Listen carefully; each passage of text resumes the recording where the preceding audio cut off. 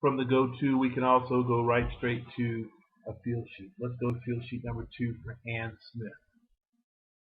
So priority, but this, remember the lookup table? That's what we have right there. You can either do it from the, select them from the drop down, or you can select it from the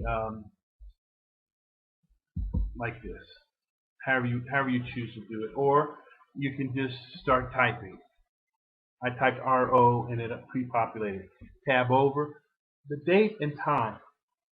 I kind of got ahead of myself a few minutes ago. If I received a paper yesterday on June 1st, but I'm not putting the paper in the system until June 2nd or 3rd or 4th, then the receive date will automatically be entered here on the very first papers that we received on the case, when we first create the case. If it's outside of that time frame, then you'll have to manually put the date in. That's great, because 3 months from now, when I get interrogatories on this paper, on this one, it's not the same receive date.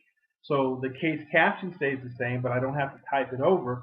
I just go back to new case. I just go back here and just say add a new field sheet, and it brings up a blank field sheet, just like that. We're not going to work with that because I don't type too well under pressure. Sorry. We're working with Ann Smith. The compliance date, I want to show you what happens when you're putting a brand new one in. I don't think I can get rid of this because I probably. Okay, so if we're tabbing through, if there's a compliance date, then you put the compliance date. You can either choose the date picker, or you can just enter the date. And the time again is the same way. Court at 7:15. Oops. Let's do this.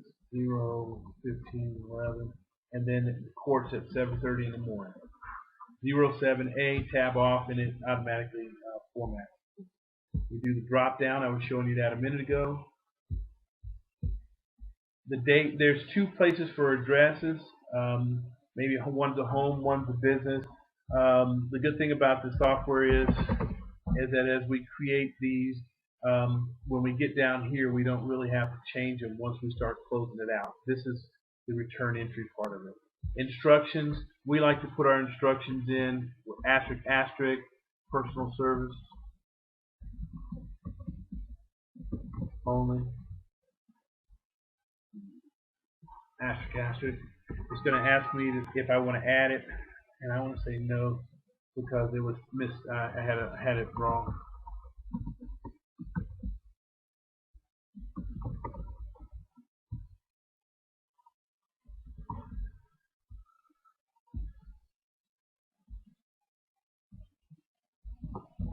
It's going to ask me if I want to add it. The answer is yes. And because this is not a big to-do, then basically it's just going to create lists. We like to do serve a family member over the age of 18 that resides at the residence. SNLT, serve no later than, and we leave it blank. The idea is just to be a short message for the server. We'll avoid servers. Aggressive, be careful, aggressive person, whatever's in there. And then we can do the server. We can either add the server or pick them for the drop down. If there's a name there, we select the server button, and it'll bring up his information, his or her information, and we can change it. Again, we can't change the display name or the address for the company. That has to be done on the company page. I don't think I selected it. There we go. Save changes in progress. Okay. The only other part that you need to create a field sheet, if you're sending this out of state, if you were going to send someone $75, you'd put the amount you're sending to them and the check number that you're sending to them.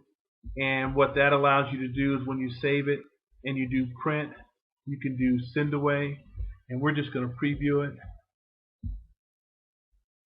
So there's the send away letter. What goes here is the name of the company, and that's not filled out in the demo because I didn't want to leave my personal company information in there. I wanted you guys to put yours in there, but when you put your company information in there, it'll show up here. service, and it's basically a letter to the people telling them what you want them to do. We think a real good key has been for us is that we tell them please email or fax a copy of the affidavit before mailing. And just for your reference, has your the check amount and the check number right here, and then you just select all the different things that you want them to do. Has the client reference, the PSS Pro ID, and the field sheet ID. From here, you can send it to Word, or you can print it. Your choice. Sometimes the formatting of it comes out a little off, so we just send it to Word and correct it. Maybe it's 2 lines more, so it's printing the second page. So we'll go to Word and edit it so that it all shows on one page. Once you select exit preview, then it brings up the send away affidavit. We patterned this after what NAF says is appropriate for affidavit of service. So this way you know what you're getting back from the people instead of some of the crazy affidavits that we've seen come back and we have to send this to them later. It just stops all the delay.